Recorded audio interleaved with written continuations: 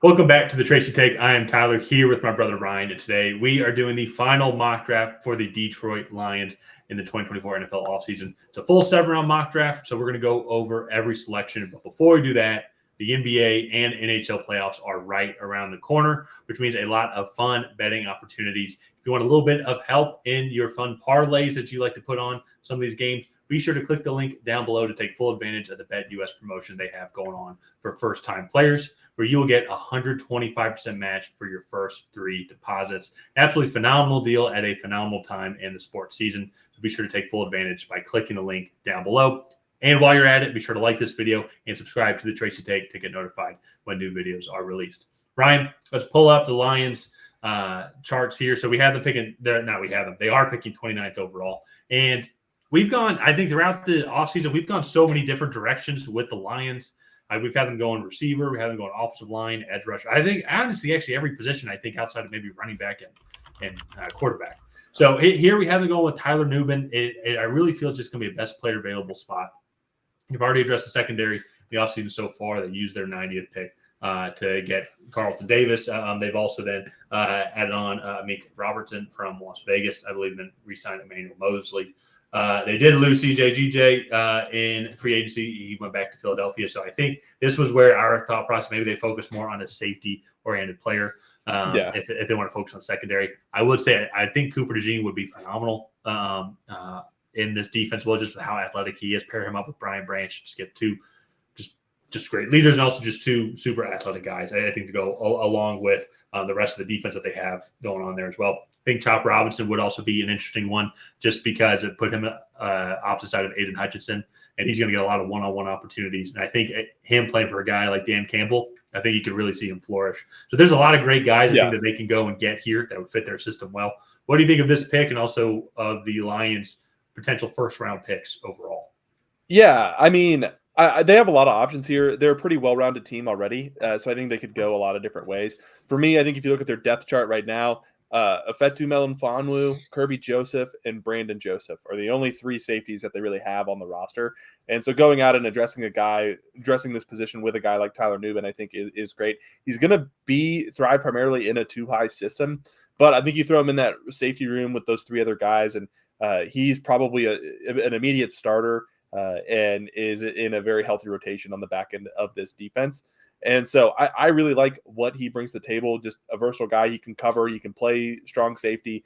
I wouldn't necessarily put him up top as like a single high free safety. I don't think he quite has the athleticism for that. Mm-hmm. He is also a bigger guy as well. So just keep that in mind. But I think for this scheme, I think he would do really well.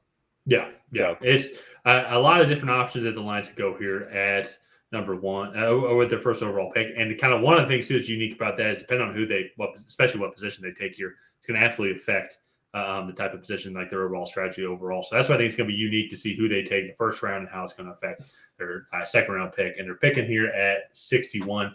So we do have them going with a receiver here, Ja'Lynn Polk. I feel like he would be a good complement to what's going on with Amon-Ra St. Brown and Jameson Williams.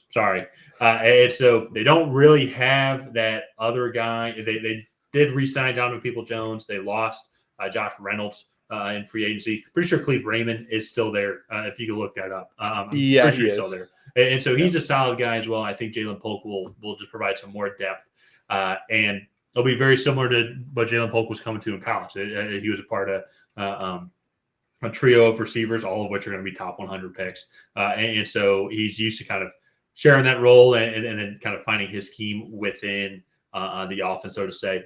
And with how great Amon-Ra St. Brown is, Jameson Williams finally getting into his own here and started to really pick up in the second half of the season. I think he's a good blend between the two and provide another good option for Jared Goff in that offense. Yeah, and I think you look, Jameson Williams is the speed threat of that offense. Amon-Ra St. Brown gets open underneath.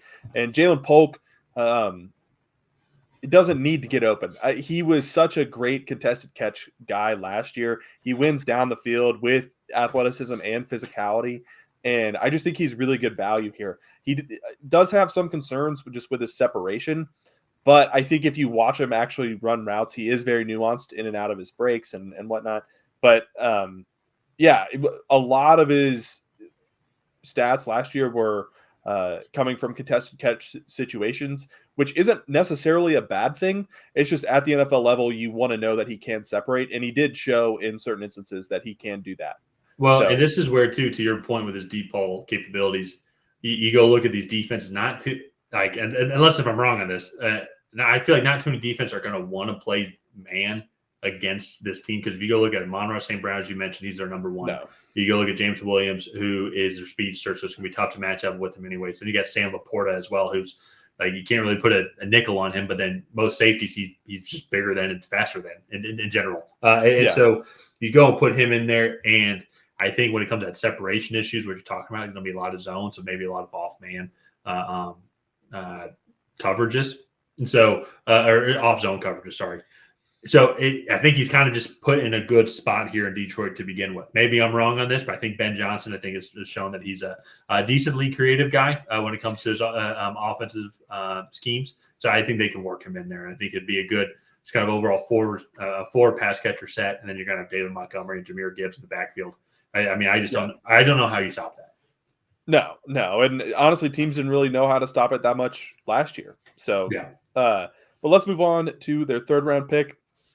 Rook Orororo. So he's going to be an interior pass rusher. He is listed as a defensive tackle, and he is somewhat stout against the run. But in those situations, he really uses his length to kind of keep guys off of him from really getting into his chest and pushing him around. You do see on tape sometimes that he does get pushed around in the run game. It's just when guys are able to get into his chest, he's a little bit of a tweener. He's like a heavier tweener. I think at about like 6'5", 290, 295. And so I like this fit here, maybe a situational guy, but here at the third round, I think that's good value, especially for a guy that can come in and contribute on third downs and be another guy that can impact third downs other than Aiden Hutchinson. Yeah.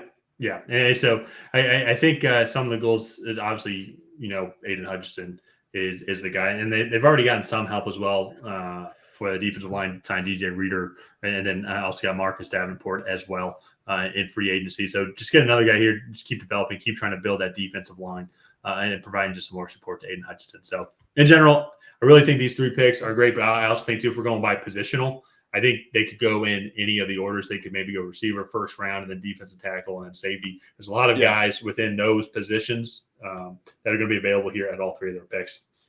It's going to even kind of set the day then for day three as we want to move here now. The final couple picks. Don't have a fourth round pick, but then addressing the secondary again, DeCamarion Richardson as well. And then get a little bit more depth maybe in the running back room just because David Montgomery does has 2 more years left on his deal. And as Jahmyr Gibbs gets more experience, eventually we'll move on from David Montgomery, most likely. So getting Rasheen Ali. And then just another guy here too. I think another thing as well with this is we're going with Tip Raymond here with the new special team and kickoff rules as well. Maybe get some guys like tight ends, linebackers, potentially guys who are big and also have some sort of quickness to them when it comes to blocking schemes or even tackling as well. Might boost up their value just a little bit there. Then wrapping up with Charles Turner III, just getting a little bit more interior offensive line depth. They did end up losing Jonah Jackson in free agency to the Rams, so just replenishing just a little bit of what you lost. So in general, I think for the Lions, I think this would be a solid draft, similar to I would say the Packers as well. Just a good team, just in general, not too many holes. And so you're trying to find good players here. I think with those first 3 picks, they can kind of go in any order of those set positions where we feel they need to address just a little bit to get better, whether it be secondary, a little bit of defensive line help, and then getting like that third receiver. But that can go in any order, and I think the Lions are in a great spot going into the 2024 season. Yeah, kind of what you said. They have a few holes to fill. This team was already really solid. And honestly, the fact that they didn't lose Ben Johnson, I think, is probably the biggest thing that happened this offseason. So let's go ahead and wrap up this mock draft here. If you guys have not already, please go ahead and like and subscribe. Leave a comment down below on what you thought of this Detroit Lions 7-round mock draft. Did you love it? Did you hate it? What would you do differently? And then we'll see you guys next time.